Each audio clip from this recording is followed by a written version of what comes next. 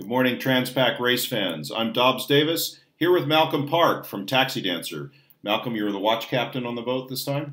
Yes, I was the watch captain in place of Kevin Miller, who was the project manager for the refit of the boat, who did an excellent job preparing the boat for this race.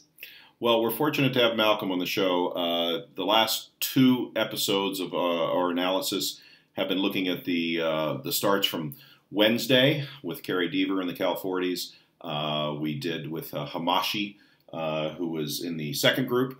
And now with Malcolm, we're going to talk about the last group to start on Saturday, 13th of July. And again, we're really privileged. Malcolm's done this race how many times? I won't say. My first one was in 1975 with Bill Lee and George Olson. Wow. Okay. So certainly a lot of history. So we can look in detail, and then as a discussion unfolds, maybe take some longer term views.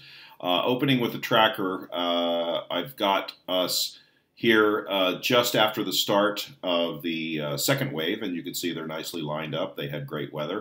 We'll zoom in a little bit here. Now I've got Taxi Dancer highlighted here in orange.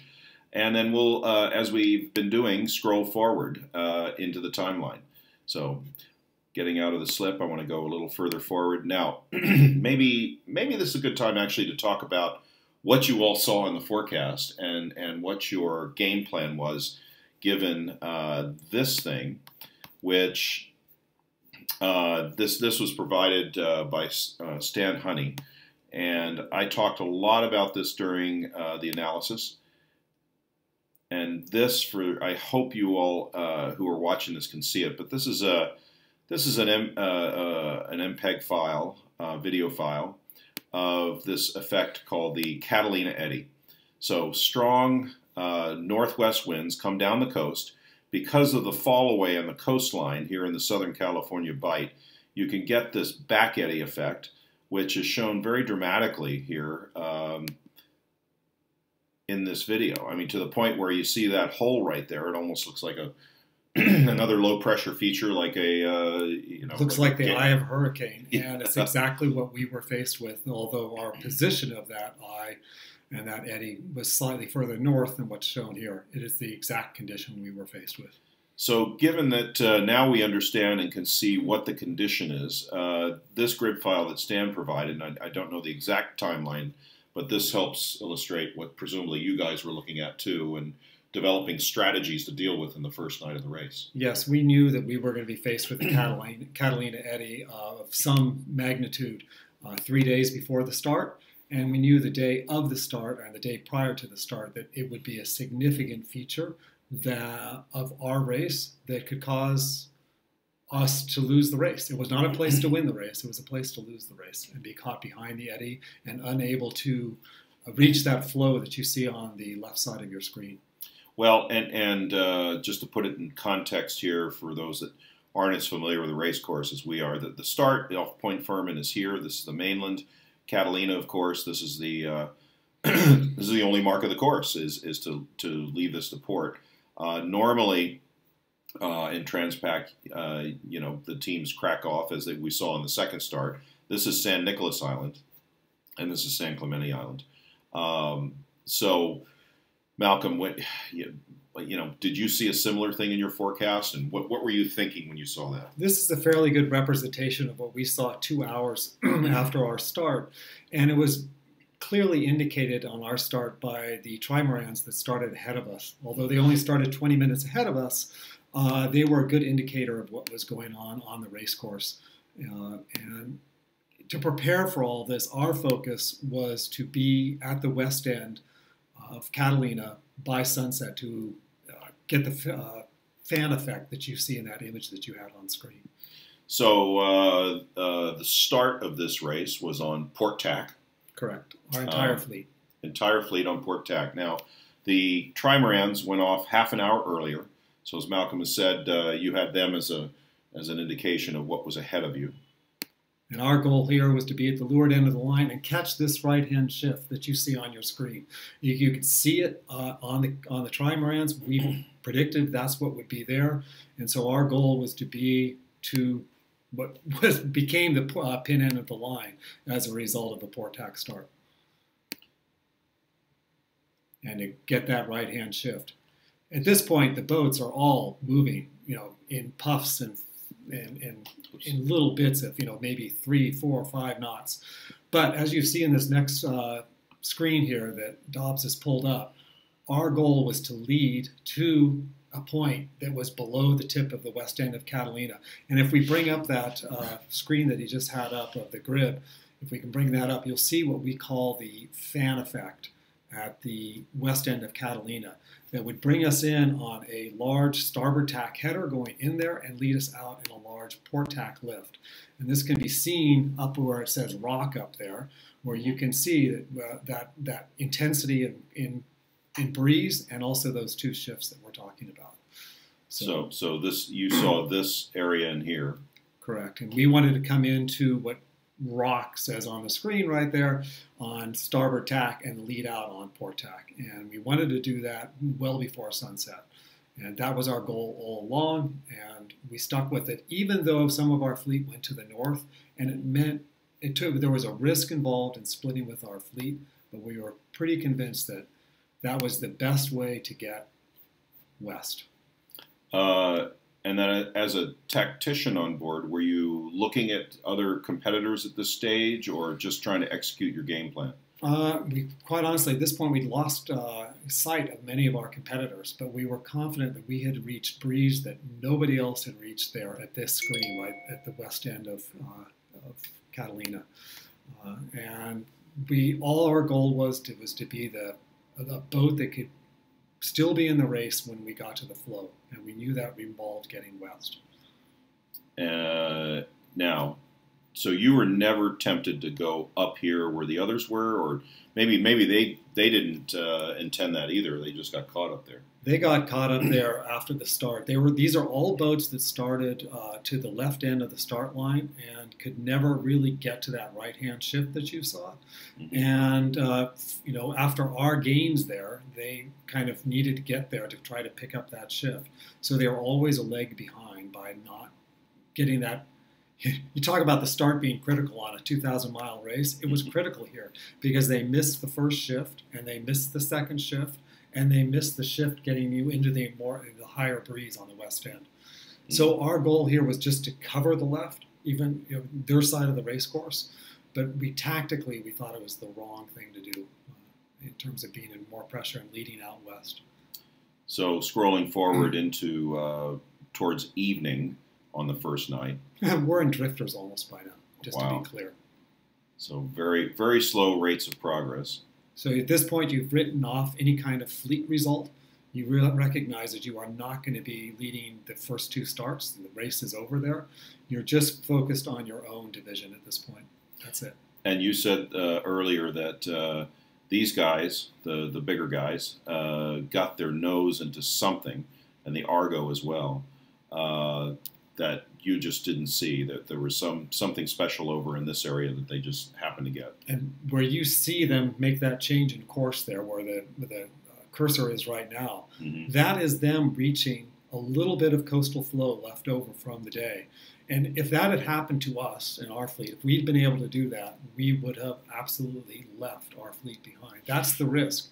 That's how you lose this race, is by not getting to that wind and having someone else reach it in your division. Right, and leapfrog forward that you can never get back to. So we were about 1.5 miles to 2 miles behind that breeze. Well, going out and going forward. Power play failed to reach it, and you can see the difference right. with Argo right there. Power play was in delivery mode at this point. They'd lost the race to Argo. So it's just follow the leader. And there you can see it. It's just, Argo's gone. They're off the Argo's screen. gone. Yeah. They made it to the flow. Wow, that's dramatic. So for you guys and in the monohulls, you're still, did you just get into it here, or again you missed? No, this is a night of fighting, of going between a Genoa and a drifter all night long. Oh boy, okay. This is a night of just trying to work your way west. Mm-hmm. We had a point picked on the map that we were very convinced that the flow would, the closest we could get to the coastal flow. Mm-hmm. And we were just fighting our way to that point. And you can see we had our fleet pretty well covered at this point. We were leading west on our fleet. Mm-hmm. Merlin here makes the bold call to start. They're deep. Merlin's deep in this position, that's right. Yep. and they start to dive south. And it was an aggressive call, but it was the correct call. I congratulate them on doing what they're doing right here. Right here. Well, Medicine Man, of course, makes a very deep, that's... very deep plunge. But now, a lot of your decisions on how to pursue the next phase of the race depend on what you have in your sail inventory, right? Whether you have a reaching sail, whether you have an A3 or an A5. I mean, there's various combinations. We had an excellent crossover chart that we developed for this condition and these angles. We were not lacking a sail in our inventory for under 20 knots of wind, between 10 and 20 knots of wind at all the reaching angles to VMG. Mm-hmm. We made a tactical decision at this point. Our navigator, Matt Wackowitz, had an X on him. We had crossed our first waypoint that we wanted to hit. Mm-hmm. And Matt Wackowitz at this point had created another point that he wanted to cross the ridge. Quite honestly, it was the biggest mistake of the race that we made at this point to go to that waypoint. Merlin did a better job of picking a more southern route. It got them back into the race. So this track up here, in looking at your tail here, yeah. So you're at a much more westerly angle than the others who were cracked off some. And I wasn't doing. It would be clear that you have our navigator role and a tactical role. And tactically, my role was I was very comfortable where I was tactically relative to the other boats because we've got them all covered, other than Merlin. So we were kind of giving up Merlin, a boat that owes us 5.5, 6 hours on the race course. Mm-hmm. But we were tactically covering the other boats, and I was comfortable with it. But it was a mistake to not cross the ridge at a further in a southerly position like Merlin's in. So right here, we are sailing in what we call an A5. It's our smallest asymmetrical spinnaker. Okay. We've gone from a blast reacher to an A5. But still your track is more westerly than southwesterly. Yeah. So the others are maybe on A3s or something. Yeah, and actually I'm going to take that back. We're on a blast reacher, what we call a blast reacher. Most boats would call it a R1 because it tacks to the bow. It's on a bottom-up furler and is at the masthead. Mm-hmm. And we call it a blast reacher. Most people would call it an R1. We have not peeled to our A5. I'm guessing that Merlin is probably in some type of A5 sail right there by getting. Well, they've got a kink in their trajectory over here too, so they obviously set that next sail there. If we go forward, there we are. That's the sail that's change. the change to what we call the A5, which is our smallest asymmetrical spinnaker. Mm-hmm. And this is where our navigator gets nervous that we're going south of the point that he wants to be at to cross the ridge. Right. Okay. So that's why. Now remember, the high is extended way out to the west out here from what we're used to, without the traditional, gradient flow that we're used to. It's a very strange, elongated ridge. We crossed the ridge for a day and a half, which is untypical of this race. Mm-hmm. So right there, that's us. That's the navigator saying, "I'm not comfortable going this far south." We change back to our blast reacher, R1, for about 5 hours, and we should have gone to an A3 at that point. And continued on that track. To the south, right. Okay, so risky move. There it is. Now we're back on a J5, A5 again there, briefly for 3 hours, and then we go on to an A3 for maybe 2 hours, and then we're on to an A2, which we promptly blew out 2 hours after setting, or 5 hours after setting. Well, before we come to that, one of the things I'm noticing is everybody down here is going faster. Now, some of that is because they're just bigger boats; they're faster boats. But you look sort of in this area here, with you guys as sort of a pivot point. Look at these boats and the rate of progress they're making in the same time frame, and it's just like a wheel. We made a mistake. So, Merlin there gains relative to you. Everybody just had more pressure down here. Yeah, we're just hoping at this point that we can get to the right-hand shift that we're hoping is going to be there, but as we find out, it really isn't. the right shift that we're all typical. Yes, we're winding around the high here, but not nearly to the typical numbers of 80 or 90. We're sailing in 55, 60 wind here on Wow. magnetic. Okay.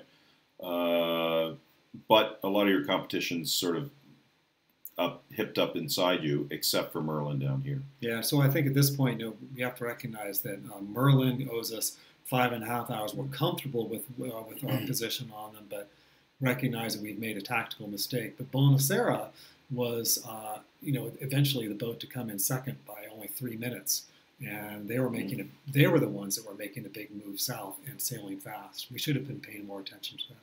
So let me think here. So the average speeds of, let's say, 12 knots or so, and this is 50-mile bar down here, so 5 hours is 60 miles. So you need that kind of margin eventually toward the end to be able to beat Merlin on corrected time. And we're still hopeful that we're on the inside of a line here. Mm-hmm. And I think Merlin begins to get concerned. Merlin sails, there you go. Yeah. Merlin sails can sail about 2 to 3 degrees lower VMG angles than we do. And yet here you see them coming up to us, giving up on the south and coming up to us. I think that tactically their navigator, Adrian Cahalan, who was an excellent navigator, was becoming concerned that they were going to get pinwheeled on the shift. And so they gave up 4 to 5 degrees of VMG to get up to us. We are sailing our deepest VMG angles right here. Well, it's worth pointing out also just the different boat types.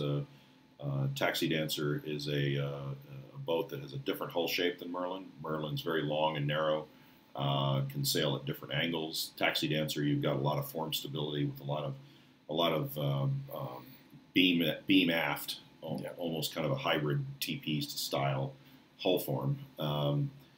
Which makes it even more obvious that they had the ability to sail lower. We're forced, and they had the ability, but they're choosing there to sail higher. So I believe that at this point they are saying, "Oh God, we don't want to get pinwheeled on this shift that's going to go from 55 to 90." That shift never happens.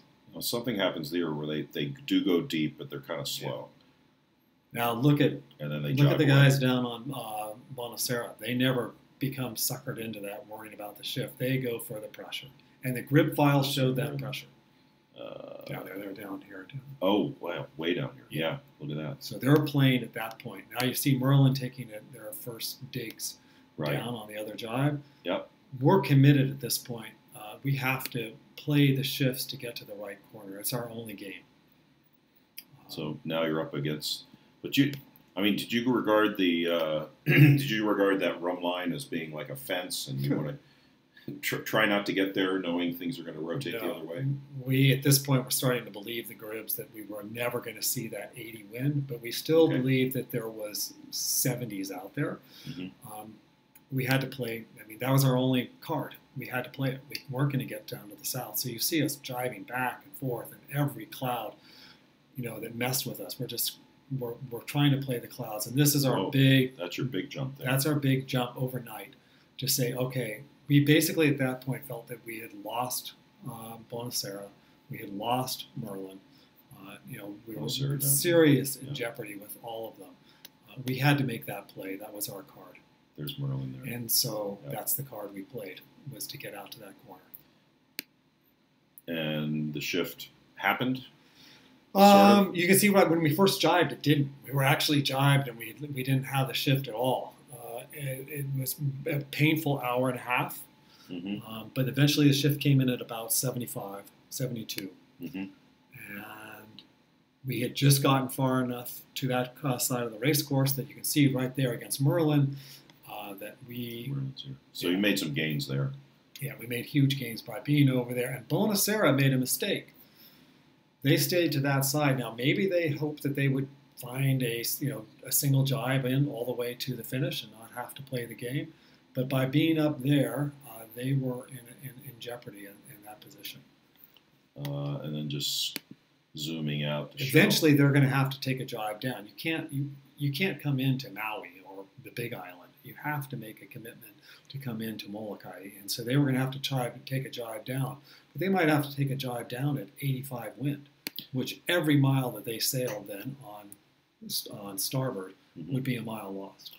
And this is about 350, 400 out, so you're already thinking on final approach and where you're. What are your jibe angles in these conditions? Just curious. We're jibing about 65. 65, okay. Yeah.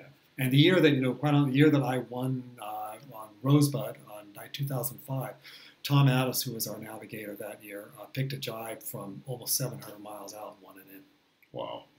So you gotta play this game if you're gonna if that's what you're gonna do. And so yeah, you're absolutely thinking about final approach here.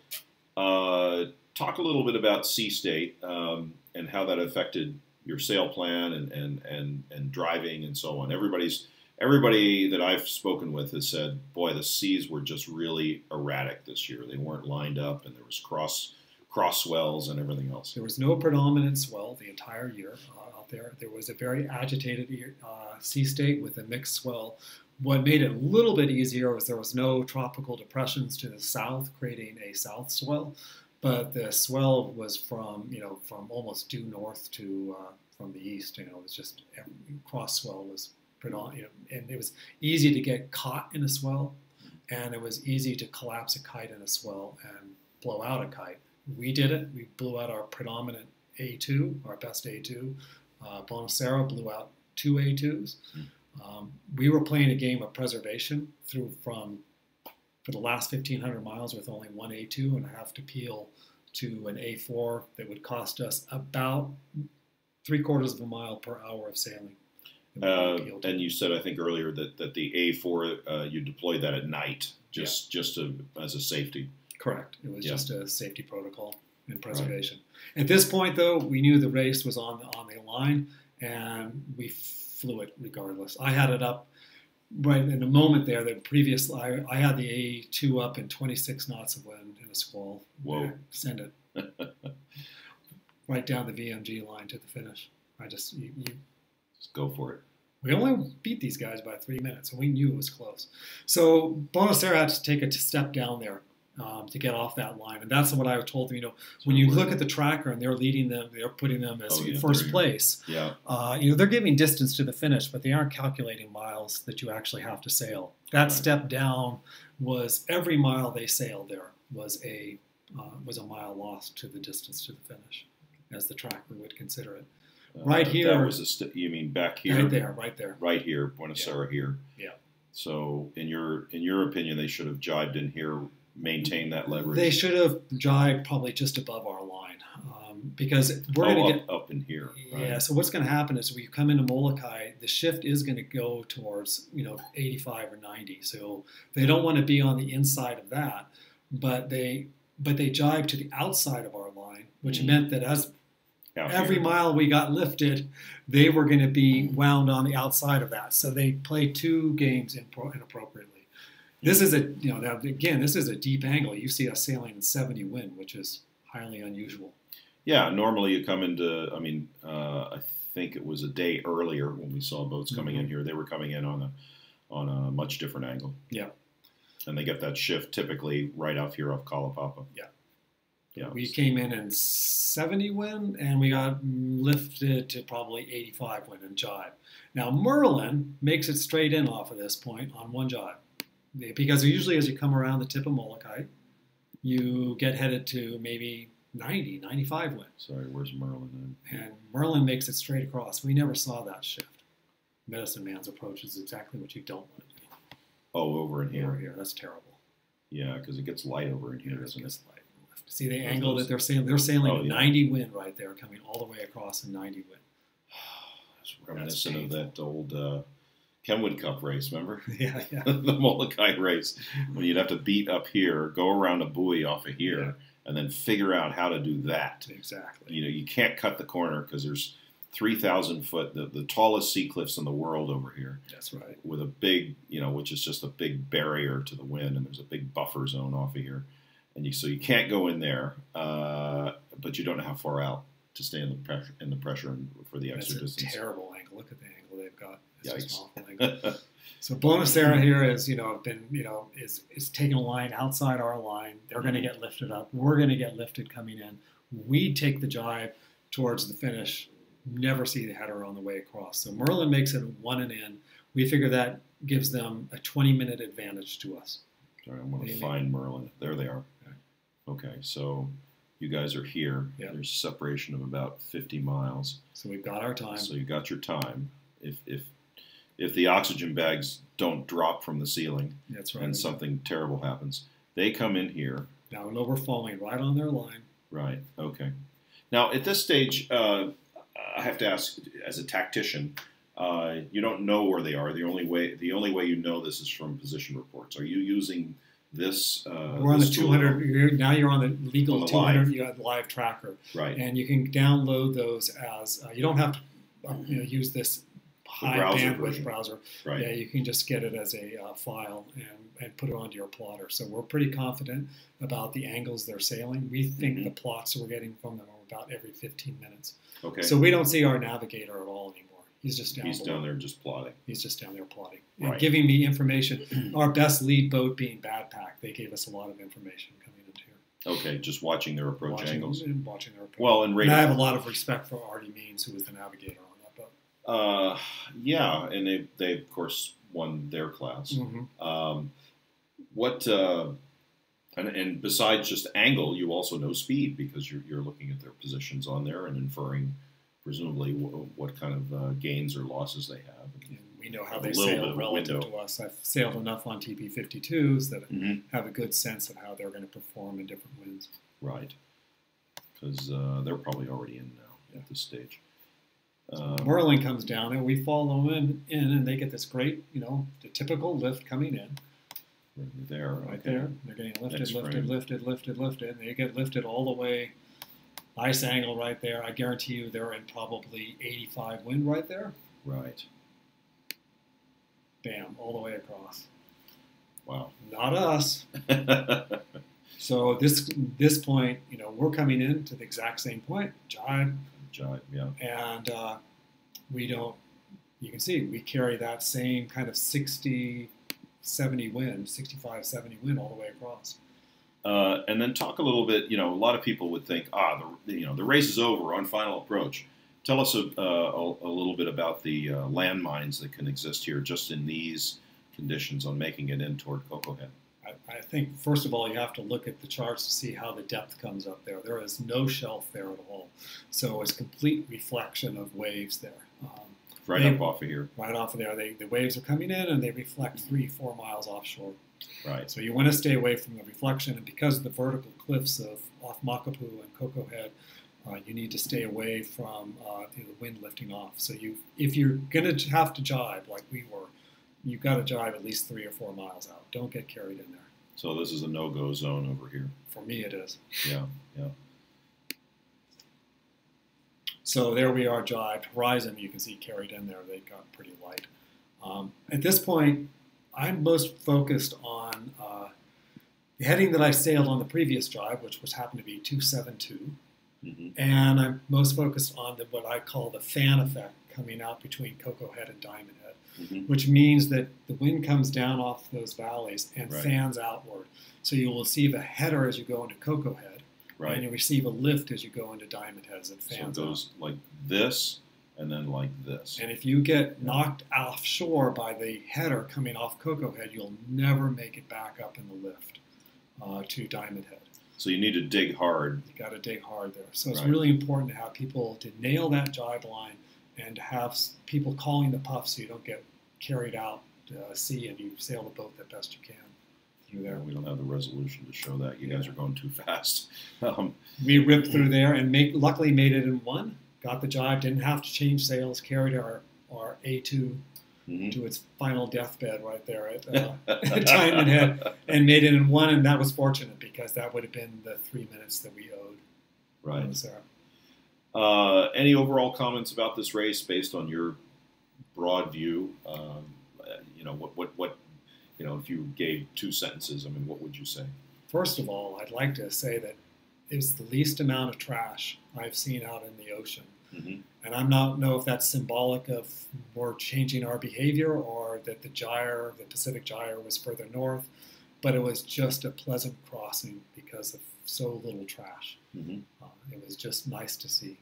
And then I think it was a year that you really had to focus on your division and not look at the fleet overall. It was a different kind of race for me. I haven't done a start in the Catalina Eddy in years and years and years. All right. And it makes for a tougher race, and it gives you a different view of the race. You don't think about how to pack the boat up for the race. You think about how to make your boat light to get it out to that flow. And that was our focus. All right. Excellent. Well, congratulations for winning that class. That's certainly a tough class historically, with all the sleds and all that many, many years of knowledge and experience in that class on those boats. 2 of your competitors, of course, taken out by the OEX incident. It may have been interesting to speculate if you had 2 others out there to fight with. And it would be just that, speculation. But we were very pleased with where we were, relative to them. Relative to them at that position. Yeah. Right. Copy that. All right. Well, very good. Thank you, Malcolm. And Thank you. Thanks for all you folks who are tuning in. This may be our final show. I'll see if I don't do a final wrap, if I can find another guest to help talk us through this. But if not, thanks for tuning in this year. It's been an excellent 50th anniversary Transpac. Absolutely. Everybody has shown up with big smiles here in Honolulu. And for those that had to drop out, we hope you come back in the next cycle. What about Tahiti race, Malcolm? Oh, Dorade's going. If you're looking for a ride that'll take 23 days, you can do it, or a month. Well, but why not on something faster?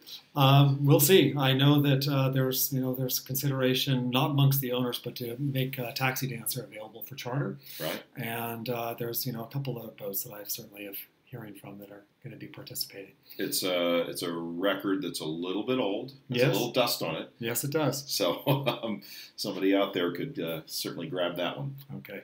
All right. Well, thanks again, Malcolm. Thank you, everyone. Thanks all for tuning in. Signing off now. This is Dobbs Davis. I don't know why way longer than you wanted, but we'll see how many. Oops.